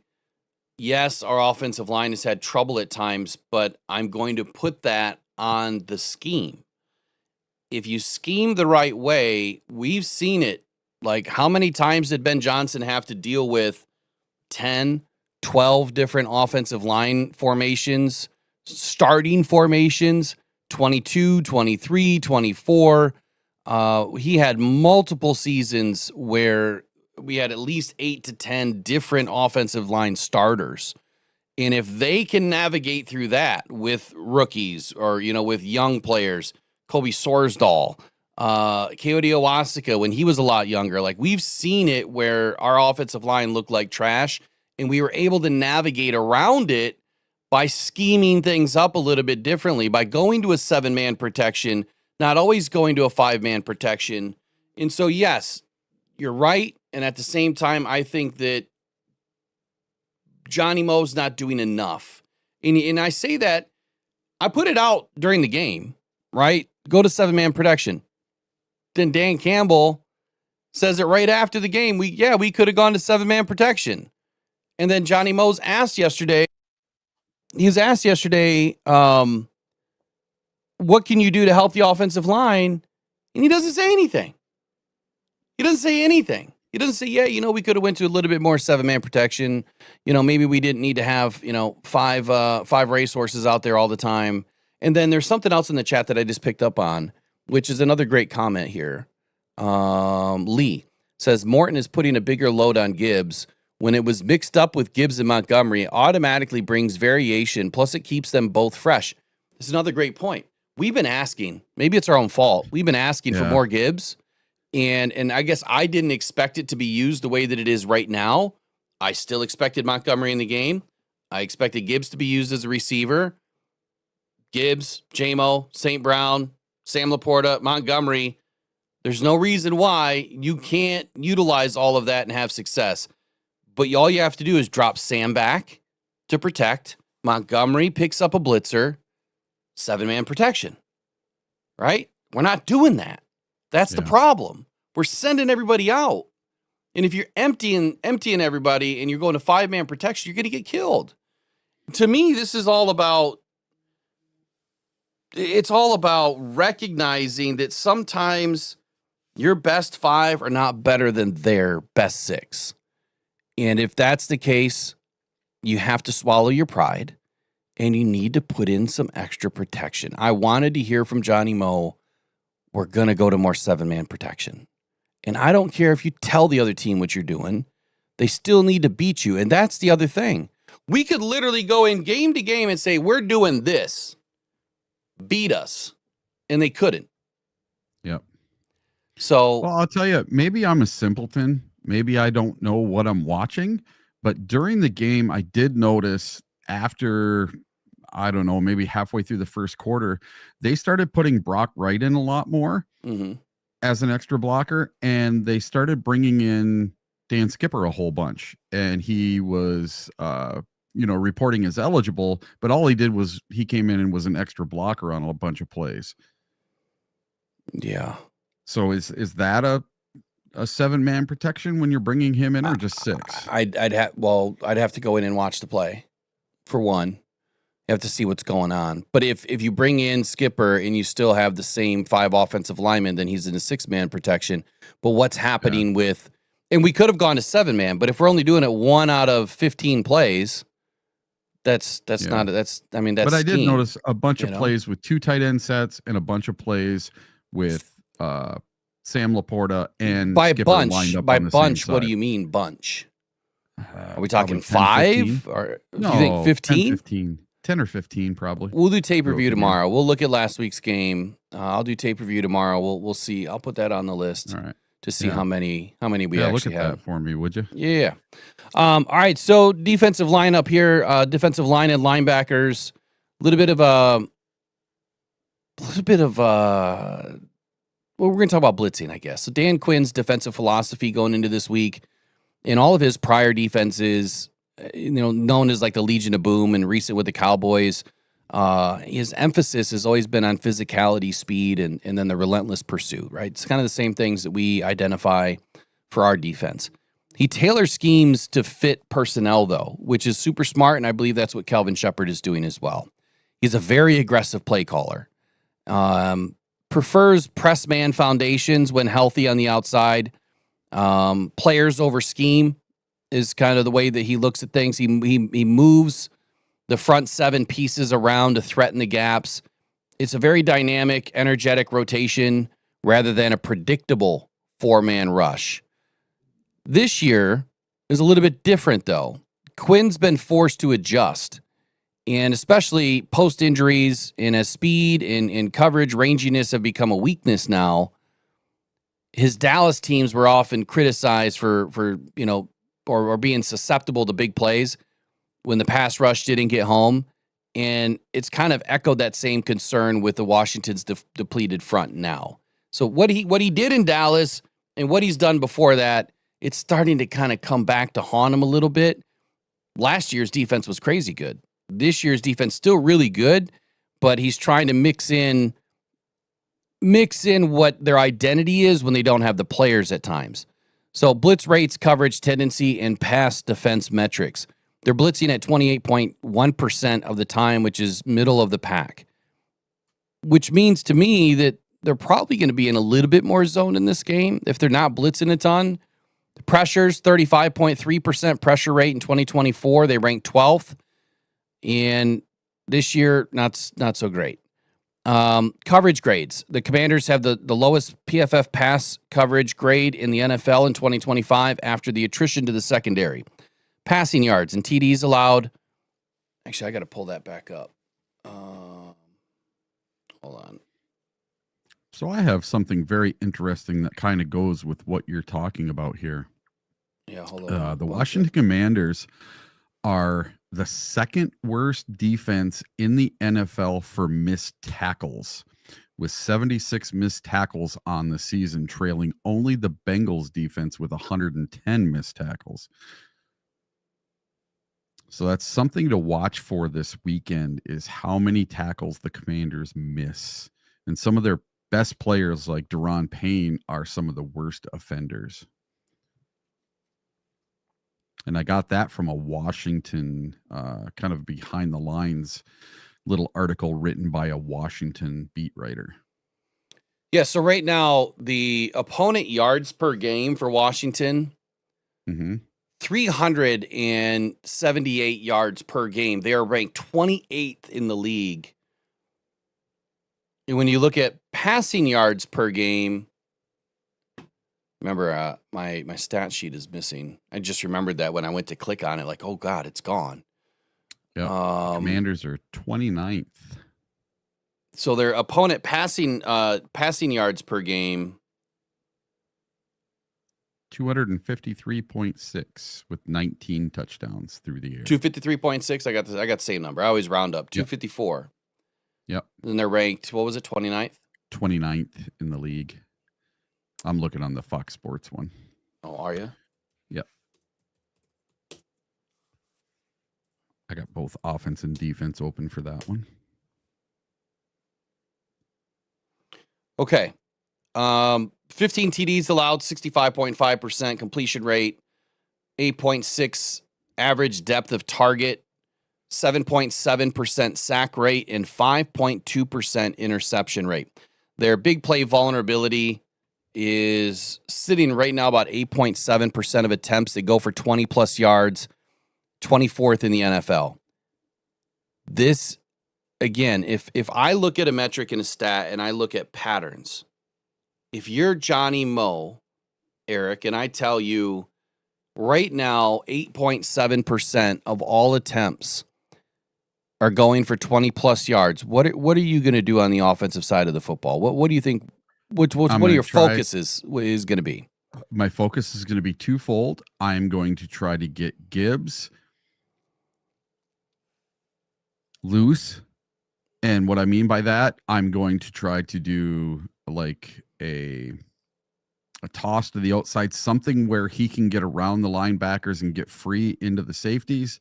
Whether it's a pass or Or the a toss. run, a toss, I want to get him matched up one-on-one with the linebacker so he can get free and pass those safeties.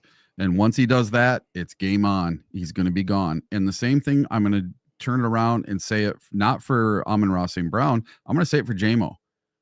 This means to me that J-Mo should be able to get free, but I'm not necessarily saying you need to throw a bomb to J-Mo. I'm saying you need to start getting 7 to 9 yard deep passes to Jameson, something under 10 yards, get him quick little slants, something, use that speed, and goodbye J-Mo. And even if that means a jet sweep around the back and you hand it off to J-Mo, that'll work also. Try to get one of those speedsters free in space and they're gone. That's what that boils down to for me. All right. So one of the biggest things that I highlighted earlier in the week was that J-Mo his depth of target was too deep. That the Lions have not been involving him in a lot of the shorter pass game, which allows him to utilize his his speed in space, his short burst, his quick area, his quick area burst. My brain's foggy right now, but you get what I'm saying. So he has to get involved in that part of the game. But what I was going with is, if I'm Johnny Moe and I'm looking at this and I'm saying, okay, 8.7% of their attempts are going for 20 plus yards. Well, where am I going to start targeting the football? I'm probably going to go 12 to 14 yard routes, and I'm going to start to attack the vertical schemes or the vertical seams, especially the intermediate and the vertical seams together, because they sit in a cover 3. And when you sit in a cover 3, this is screaming to me, Sam Laporta. You have to get him involved in this game. If they're constantly in a cover 3, that's going to leave him wide open, especially on those vertical seams like I called last week when I said Sam Laporta was going to have a big game, because they constantly left him wide open in that 7 to 12 yard range on the vertical seam. The Lions took advantage of it right on the first first possession. Ran him all the way down the field, going to Sam, peppering him, every other play it seemed like. And it worked. Do it again. But you can't come back to that immediately. You have to be able to get other guys involved too. So make it look like it's going to Sam. Tuck J-Mo underneath, right? Have J-Mo run a comeback route underneath Sam.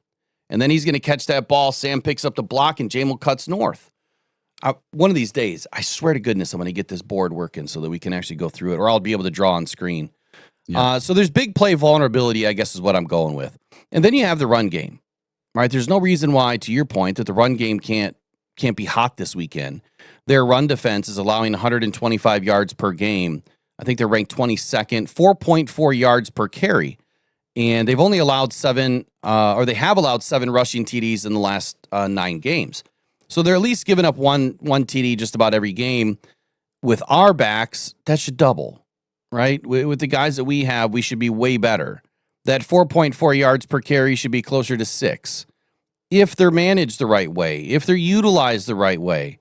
Yards after catch, the Commanders allow a very significant amount of yak, with 20-plus yard completions frequently coming on the missed tackles that you just highlighted in open field, or on the delayed releases from the tight ends and the running backs, which is probably one of my favorite things that we do, but that really involves Jared Goff having time to throw. We can't run a delay if he doesn't have time to throw. And if Johnny Moe makes that mistake, if our offensive line is not able to protect, you can't run a delay, dude. You can't run these counters. You can't run misdirection, because it takes more time. These longer plays to develop, you just can't do. Get up there, run tempo, do some hurry-up offense, get these guys in a rhythm early, and just go for it. Don't sit back and allow these defenses to get set on you. Trap them on the field and go. Whatever we did in the second half of the fourth quarter, run that offense. That was awesome. So, blitz rate again, Commanders, they're about 16th in the league. Passing yards allowed, they're 29th in the league. Completion rate is very high, an average of 65.5. Explosive pass percentage, 24th in the league. Rushing yards allowed, 22nd allowed in the league. So they allow a high amount of TD passes and a high amount of yak. You have to use it all against them. Despite the upgrades, the injuries, I don't care. The Commanders still remain prone to breakdowns against outside zone runs, but guess what? We used to utilize that a lot. Running back screens, I don't want to see a ton of them. You have to sprinkle those in. We can't continue to use these bubble screens. They never frickin' work. Once in a while they will, and that's not good enough for me. But you need to have some swift tempo in this game. Their blitz, it's not as effective with how thin they are on the injury front, and they're vulnerable to, efficient play action centric passing attack by Detroit.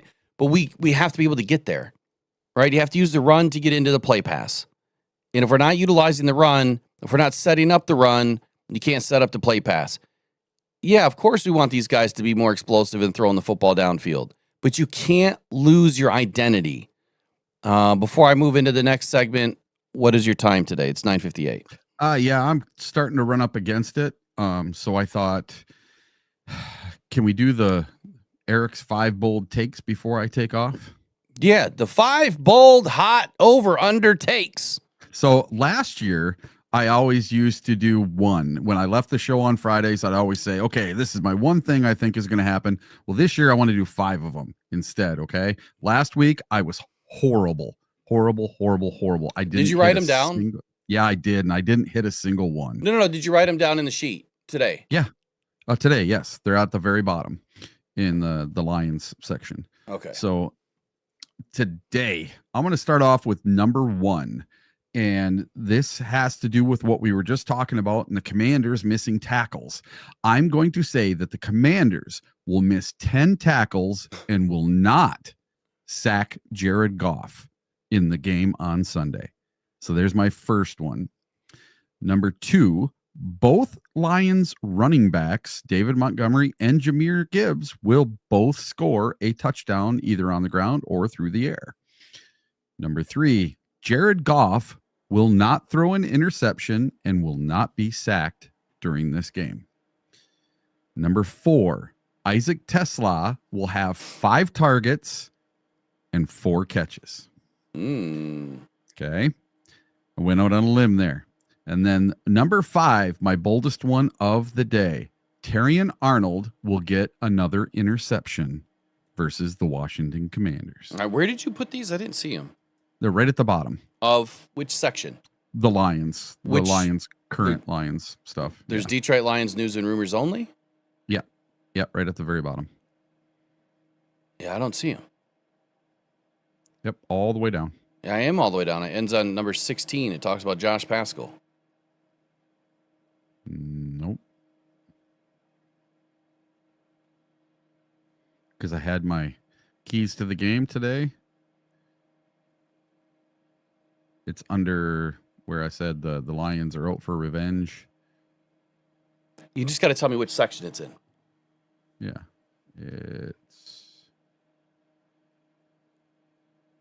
so many pages. Lions news and rumors only. Yeah, I don't see it in there.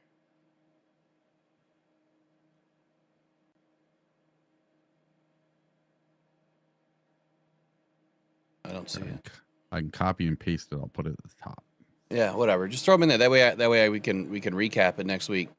Yeah, so we'll see next week if I get a single one of these right, because last week, I'm going to admit it right now, when I'm wrong, and last week I was wrong. I think I only had a couple right. Yeah, I didn't get any right last week. None. Yeah, you reached for the stars on some of those. I did, yes. Nothing wrong with that. All right, you want me to do my 5 real quick, or you want to take them off air? Yeah, let's hear them. I want to hear you. I'm going to make these up on the fly because I didn't prep this one. All right. So on the fly, just taking a look at some of the stats that I've just spoke about. I'm going to say Sam Laporta, 75 yards and a TD. All right. I'm going to say Gibbs, 75 yards on the ground, rushing, and a TD. Montgomery, I'm going to go 60 yards and a TD. Nice. Amon-Ra St. Brown, 110 yards and a TD.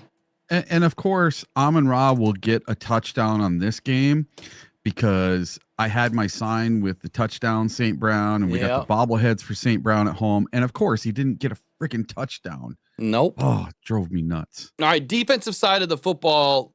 I'm going to go Aiden with strip sack. There we go. That's what I'm going with in this game. So heavy offense for me. I mean, these are just some of the predictions that I would probably have done anyway. I don't know if they're really that bold of a take. I mean, if I were to give you like a wild, bold take here. Yeah, give us a wild one. Like if I were to do a wild, bold take for this game, it would be Aiden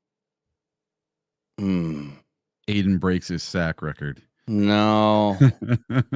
Well, Laramie Tunsil is coming back for this game. Looks like he's going to play. But how healthy is he? And how good is he if he's not 100% playing in this game? And will he last the whole game? Their offensive line is going through the same struggles as us. That's the big question is Tunsil. Like, how healthy is he? Like, are they going to put Aiden on the other side? Man, it's hard to just come up with a wild, bold one that I know is not going to fly. But yeah, it's something that you think would never happen. Okay, I'm going to do the Lions defense pitches a shutout. That's going to be my bonus one for the end there. I'm going to go the other side of the football. I'm going to go Mariota. Throws under 160 yards. It's a wild take. Mariota's held to 160 or less and 0 TDs. Ah, there we go. So that would be my wild one. And I think that one could be possible. Honestly, it just depends on what defense comes to show up. We don't lose 2 games in a row, so that's just that's not going to start now. It can't start now. It just can't. But all right, I'm gonna finish out some of my keys and sure. I'll keep listening in over the weekend. I got my electrician coming today. I'm getting my my heated walkway. I'm getting it all electrified today. So, yeah, that'll be good. So man. when this snow starts in a couple of days, I don't have to shovel my walkway. There you go. Reminds me, I need to pay the snow guy today. Yeah. All right. All right. Have a good day, next week. I'll see you guys. All right. Take care, buddy. All right. And then there was one. Okay. A few more things I wanted to touch on before I get out of here.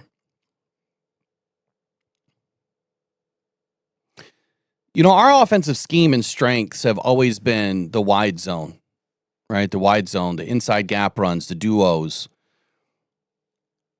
It has to come alive in this game. And I'm a little bit nervous that we're going to have Coyote in there. And we don't know what's going to happen with Penei Sewell and Taylor Decker. Like, it's great if they can both play.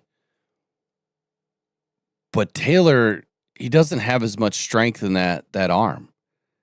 And I think that is probably the biggest detriment to this offensive line. Would you rather have a guy that is playing healthy and playing the best he can, or would you rather have a guy that is hurt, banged up, and not able to put a full effort out there? That's the question that they're going to have to figure out, or they're going to have to answer. What makes more sense? Playing banged up or playing a guy that actually has full strength in both of his arms? If we don't have full strength, it's going to be hard to get into some of these run fits and get to the second level and allow Gibbs to do what he does. And that's where I think that you're going to have to go, back to more of a power game and not do all of these. Hold on a second. Give me 1 second.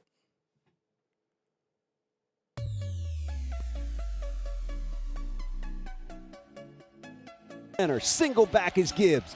Goff turn, gives it to Jameer, to the end zone, touchdown Detroit Lions. That's the way you make a statement on the road on Monday night to start a football game, straight down the field to the end zone. It is 2nd and goal from the 1. Goff out of the gun. Hands it to Montgomery, tries the left side, did not get in. It's going to be 3rd and goal from inside. All right, sorry about that. I could have sworn it sounded like there was an animal up on the roof or something. So had to make sure we didn't have something crazy going on. It's cold, so these critters they try to get in. Anyway, on the defensive side of the football, I'm going to skip the rest of the offense because I think it's pretty simple to me. Look, if we're not healthy on the offensive line, that's never good. You have to bring your biggest strength to the game. If Decker's not fully healthy, don't play him. Put someone in that is fully healthy. Yeah, it's still a drop-off going from Taylor Decker to anybody that we have behind him. But I'd rather have someone that has full strength. Let this dude get healthy as much as he can. We got bigger games coming down the line. And yeah, we don't want to lose this game. But if there is a game that you could maybe take one player out, maybe this is the game. And I'd say that because their offense is in a bad way. They may not be able to put up a bunch of points. And we have to get comfortable with just winning games by 1 point. Yeah, it's grind your teeth out kind of a game. But if it happens, it happens. We're not going to beat every team by 7 to 10 or 14 points all the time. We're just not. But in the passing game, in the run game, look, the Lions just need to do what works and what has always worked. Tight ends in the seam against the Commanders, that's where they struggle. Outside, jet sweeps and stuff like that, that's where they struggle. The deep passing game, 6 players have topped 100 yards against Washington. 3 have had multiple TD games. Teams successfully isolate the battered cornerbacks in cover 1 and 3 and attack that motion and stack and bunch sets that we do. And that's where I put Amon-Ra St. Brown to have 110. That could easily be J-Mo this week. It could easily be Sam Laporta this week.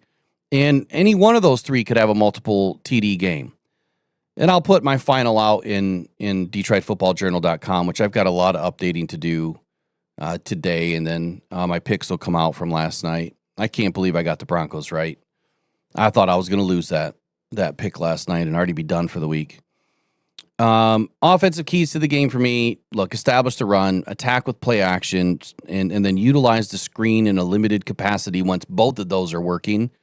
And find some plays that have some yak design into it. Let these guys work after the catch. On the flip side of that, I don't want to see a bunch of short, average depth of target. You have to get these guys out there a little bit more. 3rd down especially. We can't be running short of the sticks. Johnny Moe's biggest Achilles heel right now is 3rd down. 17 third downs last week, and the 3rd and manageable is unmanageable with him. It's like he doesn't know what to do. So you need to skip over 3rd down. How many times have I said that? Eliminate 3rd down. Get deeper on 1st and 2nd down. Find ways to complete, the next set of downs by 2nd down. Means you need to call plays that are getting you downfield a little bit more. Quit this dink and dunk West Coast bullcrap. On the defensive side of the ball, it's as simple as just do your job, right? Utilize the linebackers to take out Mariota. Don't let Mariota run the ball.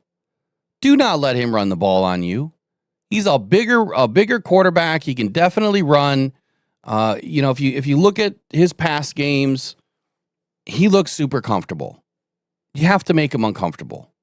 And I'm not saying blitz a ton. Yeah, you want to rush with your natural 4, but what did the Vikings just do to us? They rushed up the A-gaps consistently, and I do know this. If Aiden and AQM are pushing the outside corners, and you send Jack on a delayed blitz up the middle, or you send Jack to crash the middle right at the snap, he's not going to be able to go anywhere. So utilize your 3 horses to do it. You got to send someone up the middle consistently.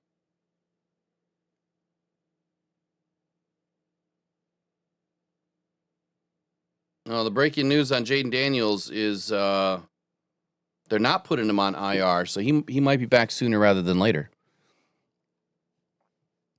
The biggest threat for the Lions right now is Deebo Samuel. With McLaurin out, they're probably going to be, utilizing a lot more quick screens, some gadget motions. The rookie, Jalen Lane, he may see an uptick in action this week. Tight ends with Zach Ertz. They're going to be providing some of that underneath outlet play or outlet options for Mariota, and their field stretching is a bit limited. I see more of a condensed offense by the Commanders. The Lions should be able to condense that even further. So there's no reason to just sell out completely in this game. And honestly, the man-on-man assignments or running man defense against the Commanders, yeah, it should work. But man, sitting back in a tight zone, you can have a lot of flexibility with getting after the quarterback. We'll see what Kelvin does. Whatever he does, I feel comfortable in it. The Lions' defensive tendencies and philosophy under the base 4-3, the underfront, it can really shift, or they can shift to some of the sub packages where man coverage is preferred, but zone has increased really since some of the injuries that we've had with DJ Reed and Terry and Arnold at times and the other guys. It's depleted our secondary. So they're going to a little bit more of a zone look at times. I don't think they did in the last game, though. Pressure. The Lions are 6th in the NFL in pressure, 37.1%. The blitz rates have dropped to around 13% over the most recent 2 games due to injuries in the secondary. Why? Send the blitz. Send the linebackers. You're definitely not going to be hurt by sending a linebacker. Against the run, the Lions they rank 10th, I believe, in the NFL right now, 94.5 yards per game. Let me double check that.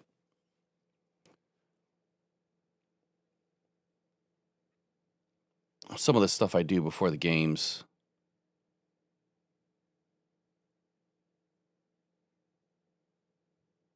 Rushing attempts per game.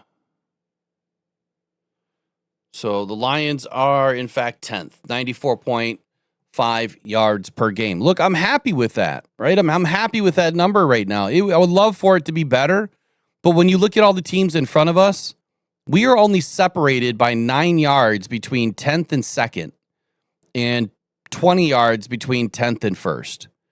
New England at 75 yards per game is just astounding. I mean, it's incredible. But the fact that we're only separated by 9 yards between the second best overall run defense and number 10, I think is pretty impressive. The fact that we're only separated by 5 yards between being in 10th place or into a top 5 position, the Lions are doing fine. So don't let that number 10 make you think that they are less of a run defense. They are just as good as any of the top 9 teams, or the second through the 9th team. They're just as good.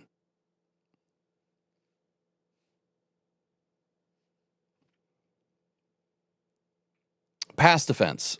Lions rank 12th in yardage, but a little bit more vulnerable to scrambling quarterbacks at times. We've allowed 454 rush yards to quarterbacks last season. That can't happen in this game. Mariota, he has some wheels. Can't allow it. You can't do it. Opponent passing yards per game. We mentioned it earlier. The Lions are at 12th with 200.3 yards per game. Again, I'm going to make the same analogy. The difference is one pass play between being in the 12th spot and the 7th spot or the 8th spot at 194.5 yards per play, which was Minnesota. Cleveland is at 6th with 182. Houston is in 4th at 177.5. Atlanta, 158 per game. That is super impressive. So for the Lions to be in a top 5 spot, it's the difference of 2 plays a game or 1 explosive. That's it. That's the difference. And so when you look at your team overall and you say, man, we're just a play away, just 1 or 2 plays away from really separating ourselves, that tells me that the coaches need to tighten up what they're doing. Individual matchups, obviously Aiden Hutchinson is going to be a focal point this week. 7 sacks, multiple TFLs. DJ Reader at the nose tackle is going to be, I think, super important this week.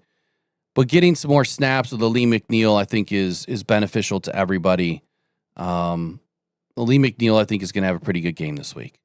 You know, he didn't have an opportunity to play in it last year.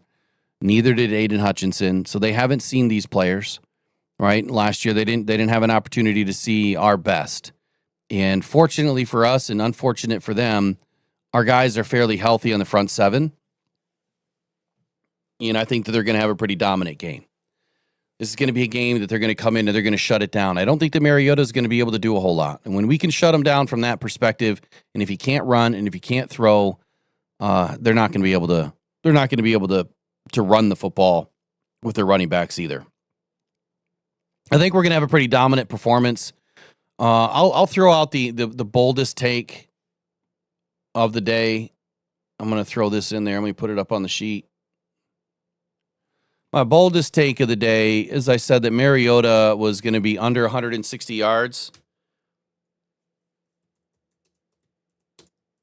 My next bold take is the Commanders will be held to 9 points or less. So I'll give them 3 field goals on the day. No touchdowns. No touchdowns. That's my boldest take of the day. Tomorrow, I'm going to be doing some film review for those of you that would like to join. I'm thinking about starting to do this on the other channel so it doesn't impact this channel. The other channel that I'm not really using right now, I am going to be using it for some other things. But I think that's where I'm going to start. I'm going to start doing this. I'm also probably going to start splitting up the morning show to kind of be on both sides. Eventually, we're going to be able to get this tied in together to where I'm able to stream on both. But I want to try to move away from putting so many hours of live stream on this channel. And I want to split it up. I just have to figure it out on my side. And of course, that requires more technology, and we know how that works. So if I were to predict the standout performers, like I said, for this week, it's Sam Laporta, and it's Jahmyr Gibbs, and it's Amon-Ra St. Brown. I would love to say that Jameson Williams is going to have the big play threat. He could take advantage of the depleted secondary. But you know what? Johnny Morton still has to get him involved. And Jared Goff has to be able to get the ball down the field. And I'm not saying that he can't. He has to be protected. And if he's not protected, then none of this works. Which means, Johnny Mo, you have to go to more 7-man protection. Because if you don't think that Luvu can't get through this defense or this offensive line, look, they have enough guys on their defense to be able to cause some damage, to be able to cause some havoc for this offensive line. They definitely do. And that's something that we're going to have to protect against. Final insights of the game. Jahmyr Gibbs has gained 183 yards and a touchdown, including 132 rushing yards before contact this season. And that was across just 20 carries out of the shotgun formations this year. Those numbers translate to an average of 9.2 yards per carry and 6.6 yards before contact carry, both of which are the most among running backs with as many or more carries.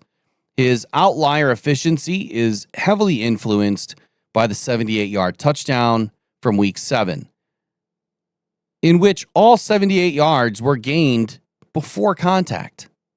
However, with that run, he would have had an average of 2.8 yards before contact per carry. Good enough still to lead the same group of backs. Pretty impressive stuff by Jahmyr Gibbs. Obviously, there's a reason why Johnny Mo wants to get him more involved. But if you don't keep the flexibility and you don't kind of throw that, that change up every once in a while with David and then Jahmyr and then David, it doesn't work. I think that we've seen it work long enough to know that you have to keep both of those guys fed. You have to keep the defense on their heels, not on the balls of their feet. The Commanders' defense has allowed the third most completions and a league-high 843 yards on vertical routes by opposing receivers this season. In Week 9 against the Seahawks, they allowed Sam Darnold to complete 4 or 5 passes for 137 yards and 3 touchdowns when targeting his receivers on vertical routes. Well, the matchup with Jared Goff, who has targeted a receiver running a vertical route on 14.2% of his passes this season, the 5th lowest rate in the NFL. Johnny Moe, wake up, especially in this game.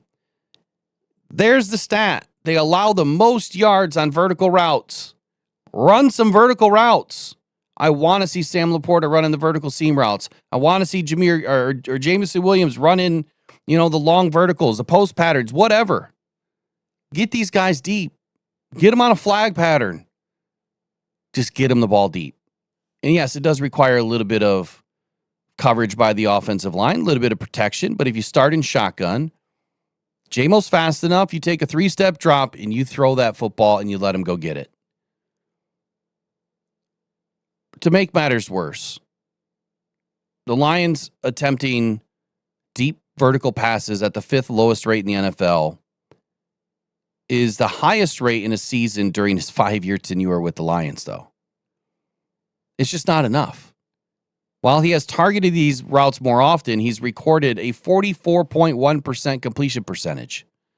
It's the 2nd lowest rate over the same period. So what's changed? He's throwing more vertical routes according to the last 4 or 5 seasons, but it's the 5th lowest of all the quarterbacks and all the teams this season. And he only has a 44.1% completion percentage. Why? I know we had some drops early with J-Mo, but the question is why? What's happened since?